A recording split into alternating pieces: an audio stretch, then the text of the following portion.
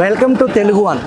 మనం నిన్న మొన్న అసలు బుడమేరు పుట్టుకేంటి, కొండవాగు ఎక్కడ పుట్టింది, ఎక్కడ బుడమేరుగా తన పేరుతో కొల్లేరులోకి వెళ్ళి కలవటానికి బెదవాడిని ముంచెత్తిందో ఆ వివరాలు మూలం నుంచి చూస్తూ చెప్పుకుంటూ వచ్చాం.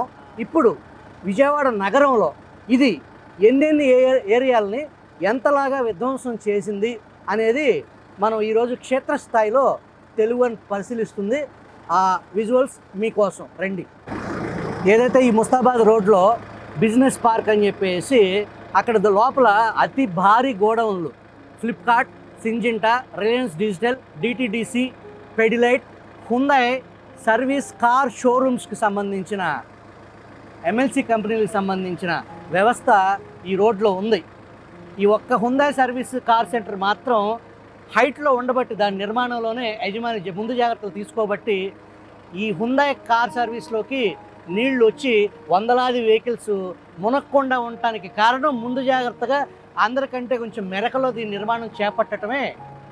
ఈ హుందాయ్ షోరూమ్ లక్ష్మీ హుందాయ్ మునిగిపోకుండా ఉండటానికి కారణం అదే. మనం కొంచెం ముందుకెళ్తే ఈ టాటా వాళ్ళకు సంబంధించిన ఆ జాస్పర్ ఇండస్ట్రీస్ ఉన్నాయి, అక్కడ వందలాది కార్లు నీట మునిగాయి. ఇప్పుడు అక్కడికి వెళ్దాం పదండి.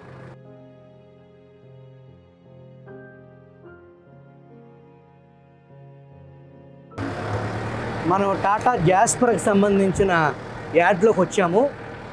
ఈరోజు 31 సాయంత్రం నుంచి కురుస్తున్న వాన ముంపుకు గురైన ఈ ప్రాంతం ఇప్పుడు కొంచెం నీళ్లు తగ్గి ఆ ముంపులో నుంచి ఈ కార్లు బయటపడ్డాయి. కానీ వాస్తవానికి ఈ కార్లు మొత్తం ఇంజను బాయినెట్లోంచి పూర్తి స్థాయిలో ముంపుకు గురై మీరు అక్కడ చూసారంటే ఆ కారు మిర్రర్ ఉంది కదా, ఆ మిర్రర్ దగ్గర చెత్త ఉంది. అంటే దాని అర్థం వరద అంత లోపలికి, ఆ అద్దం పైన ఆ లోపల చూడండి, అది ఎన్ని ఎఫ్ఆర్ కార్లు, ఆ కారు లోపల భాగం చూడండి, మీరు లోపలికి వెళ్ళిపోయి ఏ స్థాయిలో అది ఎందుకు పనికిరాని పరిస్థితి. ఒక్కసారి కూడా రోడ్డు మీద వచ్చి ఒక్కసారి కూడా రోడ్డు మీద తిరగటానికి పనికిరాని పరిస్థితుల్లో పూర్తిగా ధ్వంసం అయ్యి వందలాది కార్లు, ఈ యార్డ్లో ఉన్నటువంటి వందలాది కార్ల పరిస్థితి ఇదే అంటానికి మనం చూస్తున్న దృశ్యాలే నిదర్శనం.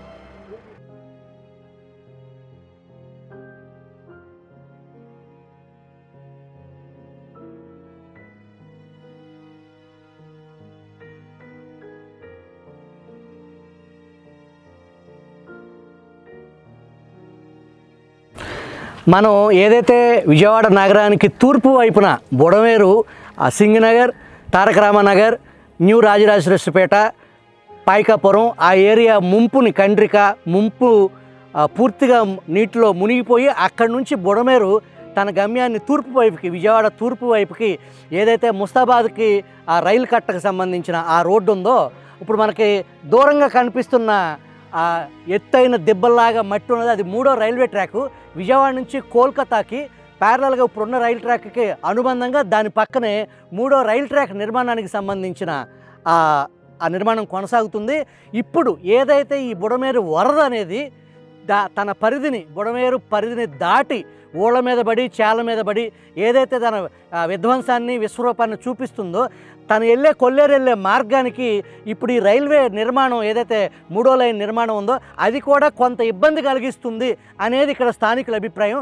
మనం చూస్తే విజువల్స్లో ఈ నీరంతా ఆ కట్ట ఆపేసింది. ఈ ఆపటం మూలాన కూడా వెనక్కి తన్నే పరిస్థితి, పోటెత్తే పరిస్థితి, వరద మరిన్ని అడుగులు పెరగటానికి ఈ ప్రస్తుతం ఈ రైల్వే ట్రాక్ నిర్మాణం వరదను సాపిగా ముందుకు నడవకుండా అడ్డుపడుతుందని చెప్పొచ్చు. మనం ఎస్ఎల్వి ప్రాజెక్ట్స్ అని చెప్పేసి ఎస్ఎల్వి గ్రాండ్ 1, 2, 3 దానికి సంబంధించి ఆ పక్కనే న్యూజన్ విల్లాస్, విజయవాడలో అత్యంత కాస్ట్లీ విల్లాస్గా పేరున్నటువంటి ఆ ఏరియా ఏదైతే ఇది గుణదల గ్రామ పంచాయతీలో విజయవాడ ఏలూరు రోడ్డుకి ఉత్తరం పక్కన ఉన్నటువంటి భూభాగమే ఈ ఎస్ఎల్వి కాలనీ. విభజిత ఆంధ్రప్రదేశ్ విడిపోయిన తర్వాత అత్యంత వేగంగా అభివృద్ధి చెందిన ప్రాంతం ఇది. వాస్తవానికి ఇక్కడ ఎస్ఎల్వి గ్రూపు పూర్తి స్థాయిలో ఈ ప్రాంతాన్ని డెవలప్ చేసేదానికి అనేక వెంచర్లు ఏర్పాటు చేసి ఈ ప్రాంతాన్ని డెవలప్ చేసింది. ఒక పక్కన ఈ అపార్ట్మెంట్లు మధ్యతరగతి కుటుంబాలకు సంబంధించిన వారు ఒక పక్కన అపార్ట్మెంట్స్, ఇంకో పక్కన అత్యంత ఖరీదైన విల్లాలు. ఒక్కొక్క విల్లా దాదాపుగా 4 కోట్ల రూపాయల విల్లాని కొనుగోలు చేసిన పరిస్థితి.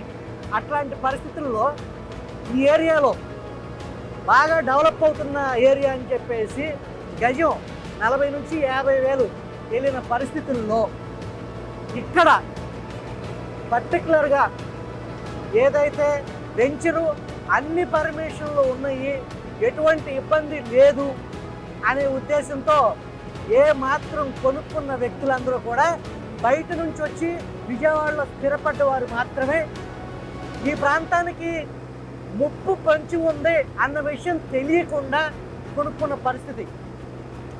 ఎక్కడైనా సరే ఎవరైనా సరే తమ ఇంటిని కొనుగోలు చేసుకోవాలంటే కలర్ఫుల్ బ్రోచర్లు, రియల్ ఎస్టేట్ సంస్థలు చెప్పే మాటలకి టెంప్ట్ అవ్వకుండా ఆ ప్రాంత నైసర్గిక స్వరూపం, ఆ ప్రాంత చరిత్ర ఏంటి, ఆ ప్రాంతం గతంలో ముంపుకి గురైందా లేదా అనేది తెలుసుకుని ఆ ప్రాంత హిస్టరీ తెలుసుకుని మాత్రమే కొనుగోలు చేస్తే ఇట్లాంటి కష్టాలు తప్పే పరిస్థితి ఉంది. వాస్తవానికి విజయవాడకి అత్యంత కాస్ట్లీగా ఉన్నటువంటి ఈ ఏరియా ఈ రకమైన ముంపుకి గురవటం ఇక్కడ ఇళ్ళు కొనుక్కున్న వాళ్ళని నిజంగా ఆశ్చర్యానికి గురి చేసిన పరిస్థితి. చూడండి, గేటెడ్ కమ్యూనిటీ, ఈ రోడ్డు అంతా దాదాపు 3-4 గేటెడ్ కమ్యూనిటీలు ఉన్నాయి. ఇంకొక పక్కన కాస్ట్లీ విల్లా సముదాయం ఉంది. అయితే ఇది గొడవేరు ముంపు ప్రాంతానికి సంబంధించి ఇది సర్వే ల్యాండ్ అవ్వచ్చు, కానీ ఇక్కడ పర్మిషన్లు అన్నీ ఉండొచ్చు. కానీ ఇది గొడమేరు పొంగితే తప్పకుండా ఈ ప్రాంతానికి నీళ్లు వస్తాయి అనేది తెలుసుకోకపోవటం. ఒకప్పుడు ఈ ప్రాంతం పొలాలుగా ఉండేది. గొడవేరు ముంపు గురైనప్పుడు పొలాలు మాత్రమే ముంపు గురయ్యాయి. కానీ ఇప్పుడు చూడండి, ఈ నీళ్లు ఎటువంటి పరిస్థితి, ఈవెన్ ట్రాక్టర్ కూడా వెళ్ళటానికి ఇబ్బంది పడే పరిస్థితుల్లో అంత ముంపుకి గురైన ప్రాంతం ఇది. ఒక్కొక్క బిల్ల 4 కోట్లు అనేది అదే, దాంట్లో నుంచి రావటానికి వెళ్ళటానికి కూడా పరిస్థితి లేదు.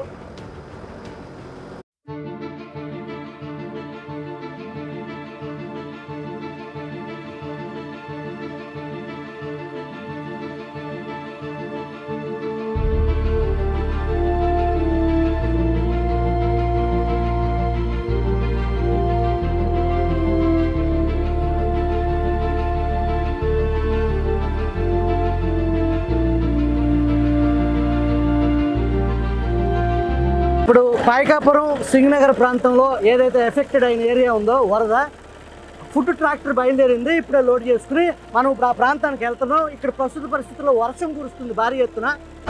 ఇప్పుడు మనం విజయవాడ నూజివీడు ప్రధాన రహదారి, రాష్ట్రీయ రహదారి విజయవాడ నూజివీడు మార్గంలో ఉన్నాం. పాయకాపురం ఇప్పుడు మనం ఉన్న సెంటర్ ఏదైతే highly affected area, flood affected area అయిన పాయకాపురం, ముందుకెళ్తే సింగనగర్, ఆ సింగనగర్ నుంచి ఆ పక్కెళ్తే బాంబే కాలనీ, వైఎస్ఆర్ కాలనీ అంటారు. మనం ఫుడ్ ట్రాక్టర్తో ఆ ప్రాంతానికి వెళ్తున్నాం. ఎక్కడైతే ఫుడ్ అందట్లేదు అనేది ఉందో పూర్తి స్థాయి ఇంటీరియర్కి వెళ్ళి అక్కడ బాధితులకి మనం ఫుడ్ అందించే కార్యక్రమం చేద్దాం. ట్రాక్టర్స్ కూడా ఆగిపోయే పరిస్థితి, సైలెన్సర్లోంచి ఎయిర్ లాగేసి ఇంజిన్లోకి నీళ్ళు వెళ్ళిపోయి ట్రాక్టర్ కూడా ఆగిపోయే పరిస్థితి.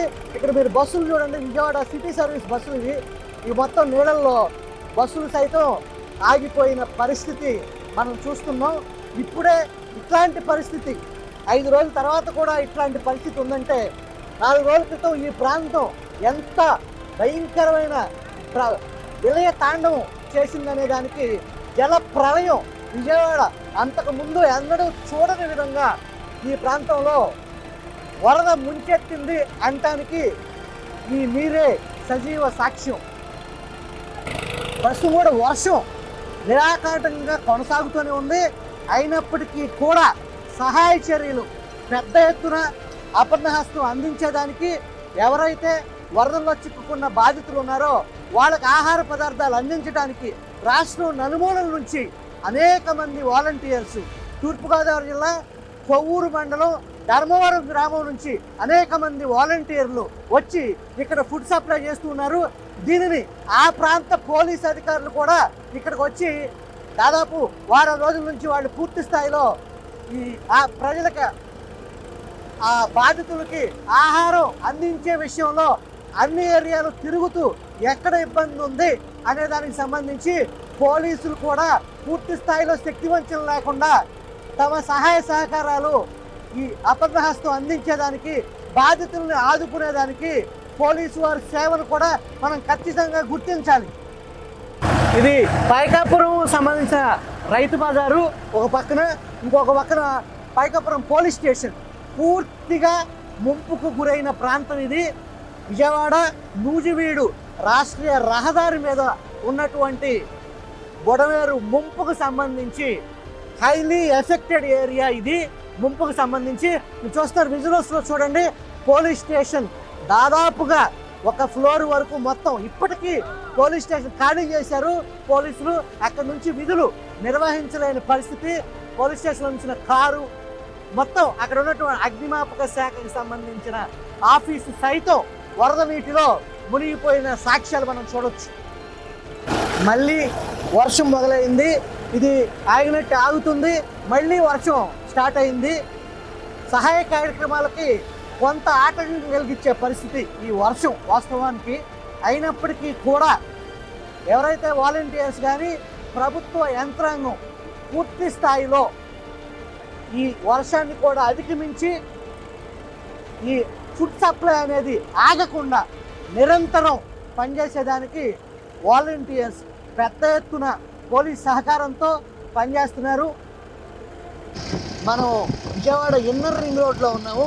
ఏదైతే పాల ప్రాజెక్ట్ నుంచి నూజివీడు రోడ్డుకి వచ్చే కనెక్షన్ ఏదైతే ఉందో, ఇన్నర్ రింగ్ రోడ్డుకి ఇరువైపులా పూర్తి స్థాయిలో వరద, ఎటు చూసినా వరద.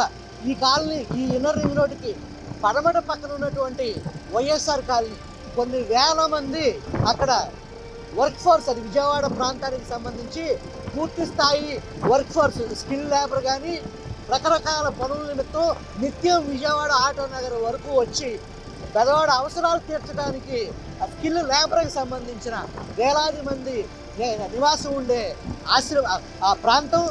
వైసీపీ చెందిన ఎమ్మెల్యే జగన్మోహన్ రెడ్డి ఏదైతే అతను సోషల్ మీడియా ఇక్కడికి ఆహార పదార్థాలు రావట్లేదు, శివారు ప్రాంత ప్రజలను ఎవరు పట్టించుకోవట్లేదు, వాళ్ళు గడిచిన కొన్ని రోజులుగా ముంపులోనే ఉన్నారు అనే ఆరోపణలు ఎదుర్కొంటున్న చంద్రబాబు ప్రభుత్వానికి సంబంధించి ఆహార పదార్థాలని ఇప్పుడు మనం ఆ ప్రాంతానికి స్వయంగా తీసుకుని వెళ్తున్నాం. అక్కడ ఇప్పుడు మనం వెళ్ళే కొద్దీ వరద ఉధృతి, వరద అటు వస్తుంది. ఆ వచ్చే ప్రాంతానికి మనం ఎదురెళ్తున్నాం. వాస్తవానికి అక్కడ పరిస్థితులు మీకు తెలియపరిచే పరిస్థితి చూద్దాం రండి. మనం ఇప్పుడు ఇన్నర్ రింగ్ రోడ్ నుంచి మిల్క్ ప్రాజెక్ట్ నుంచి, చిట్టినగర్ మిల్క్ ప్రాజెక్ట్ నుంచి ఏదైతే విజయ డైరీ పూర్తిగా నీళ్ళల్లో మునిగిపోయిందో ఆ మిల్క్ ప్రాజెక్ట్ నుంచి మైలవరం రోడ్డు, అక్కడ మీరు బోర్డు చూడండి, లెఫ్ట్కి వెళ్తే గొల్లపూడి, రైట్కి వెళ్తే మైలవరం విశ్వనపేట. ఈ రోడ్డు గడిచిన 5 రోజుల నుంచి పూర్తిగా తెగిపోయింది. ఆఖరికి ట్రాక్టర్స్ కూడా, లారీలు కూడా వెళ్ళలేని పరిస్థితి. ఆ చుట్టుపక్కల గ్రామాలకి నగరంతో పూర్తిగా సంబంధాలు తెగిపోయినాయి. ఇక్కడ చూడండి మీరు, ఇది ఒక విలయం అనేదానికి, ఏదైతే జల ప్రళయం విజయవాడని బుడమేరు ముంచేసింది, బుడమేరుతో పాటు కృష్ణ నీళ్లు కూడా ముంచేసిన దానికి ఎక్కడైతే విజయవాడ ఫస్ట్ ఎఫెక్ట్ అయిన వరద, ఎక్కడి నుంచి అయితే వరద వస్తుందో మనం దానికి ఎదురెళ్తున్నాము. ఈ ప్రాంతం మొత్తం కూడా చూడండి, లారీలు సైతం వరదలో మునిగిపోయి ఆగిపోయిన పరిస్థితి. హైలీ ఎఫెక్టెడ్ ఏరియాకి మనం కొన్ని నిమిషాల్లో చేరుకునే ప్రయత్నం చేద్దాం. ఇంకా కనిపిస్తున్న ఆ భవనాలు ఉన్నాయో, అపార్ట్మెంట్స్, అవి కేంద్ర నిధులతో ఆనాటి వైఎస్ రాజశేఖర రెడ్డి ప్రభుత్వం కేంద్ర నిధులతో నిర్మించిన ఆ కాలనీకి వైఎస్ఆర్ కాలనీ అని పెట్టడం జరిగింది. ఈ కాలనీలో నివసించే వాళ్ళు గతంలో కాలువగట్ల మీద విజయవాడలో ఎక్కడైతే నిరుపేదలు ఉన్నారో వాళ్ళందరినీ ఖాళీ చేయించి అక్కడ నుంచి తీసుకొచ్చి ఇక్కడ పెట్టిన పరిస్థితి. విజయవాడ నగరానికి అత్యంత ఇంపార్టెంట్ వర్క్ ఫోర్స్ కూడా ఈ ప్రాంతం నుంచే వస్తుంది. వైద్య సిబ్బంది, ఆరోగ్య శాఖకు సంబంధించిన సిబ్బంది ఈ లోపల వైఎస్ఆర్ కాలనీ ఏదైతే ఉందో ఆ కాలనీకి సంబంధించి బోట్లో ఎన్ఆర్ఎఫ్ బోటు ఫైర్ సిబ్బందికి సంబంధించిన సిబ్బంది సహాయంతో వాళ్ళు రోడ్డు దాటుతున్నారు.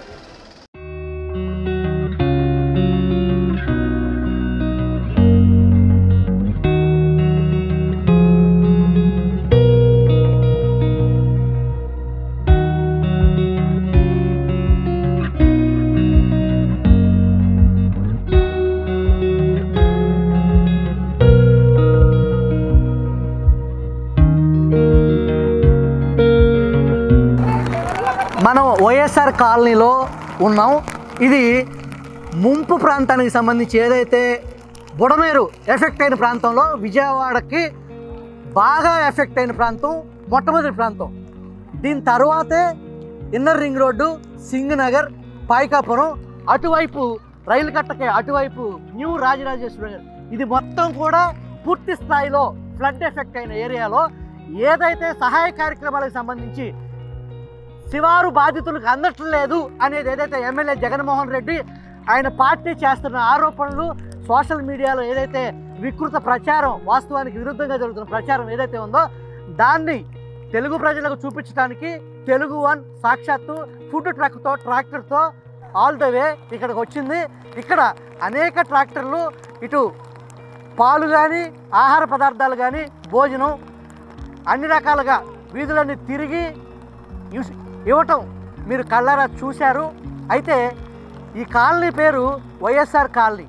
ఇది ఆ రోజు కేంద్ర నిధులతో, కేంద్ర పట్టణాభివృద్ధి శాఖ ఏదైతే నిధులు ఉన్నాయో ఆ నిధుల ప్రకారంగా దీన్ని నిర్మించి ఇక్కడ వైఎస్ఆర్ కాలనీ అని పెట్టారు.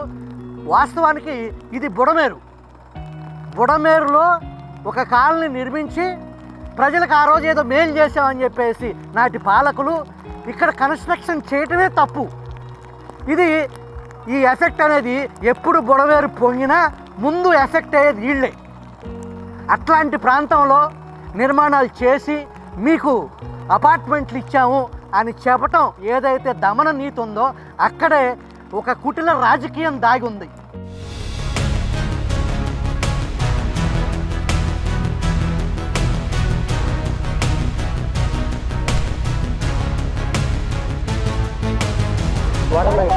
వాటర్ పైప్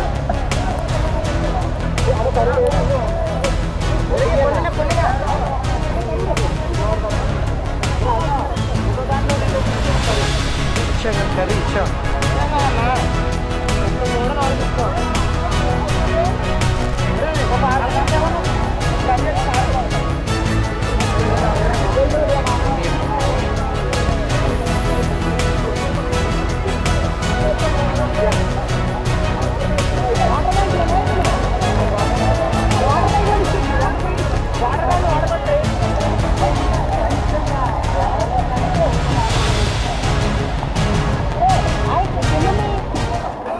ఇది మన వైఎస్ఆర్ కాలనీ లోపల ఏదైతే ఫుడ్, ఆహార పదార్థాలు రావట్లేదు అని ఎమ్మెల్యే జగన్మోహన్ రెడ్డి ఆరోపిస్తూ ఉన్నారో అది అవాస్తవం.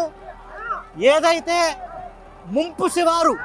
ముంపు మొదలయ్యేది సహాయ కార్యక్రమాల్లో చివరినున్నాం మేము అనేది ఏదైతే సోషల్ మీడియాలో, వైసీపీ సోషల్ మీడియాలో ఆరోపణలు జరుగుతున్నాయో ఇక్కడ మనం ఈ కార్యక్రమాన్ని ఇక్కడ కొవ్వూరు నియోజకవర్గం ధర్మవరం గ్రామానికి సంబంధించిన యువకులు ఉన్నారు.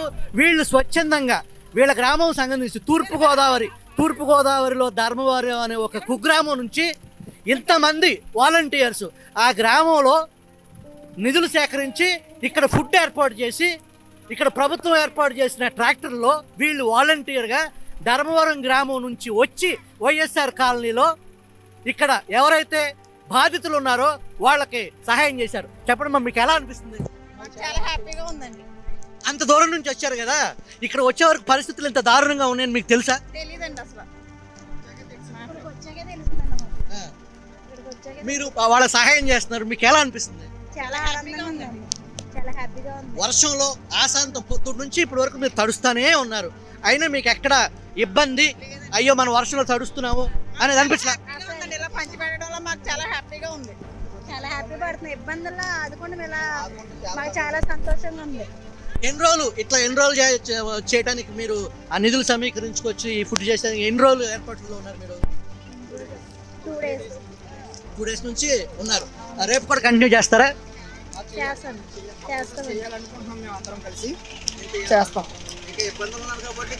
మేము ఇక్కడికి వచ్చిన తర్వాత ఈ పరిస్థితి మాకు తెలిసిందండి. ఇంత లోపలికి వచ్చిన తర్వాతే మాకు ఈ పరిస్థితి ఎలా ఉందని మాకు తెలిసింది. సరిగ్గా ఇక్కడికి అయితే మొత్తం అందరూ అక్కడే ఇచ్చేందరూ కానీ లోపలికి ఎవరు రావట్లేదు కాబట్టి ఇది పూర్తి ఇంటీరియర్ చివరి ప్లేస్కి వచ్చారు మీరు. ఏదైతే అందటం లేదు, ఆహార పదార్థాలు అందటం లేదు అనే ఆరోపణలు ఏదైతే ఉన్నాయో ఆ చివరి శివారు ప్రాంతంకి వచ్చారు మీరు. సంతోషంగానే ఉందా? హ్యాపీగా ఉందండి. చాలా హ్యాపీగా ఉంది.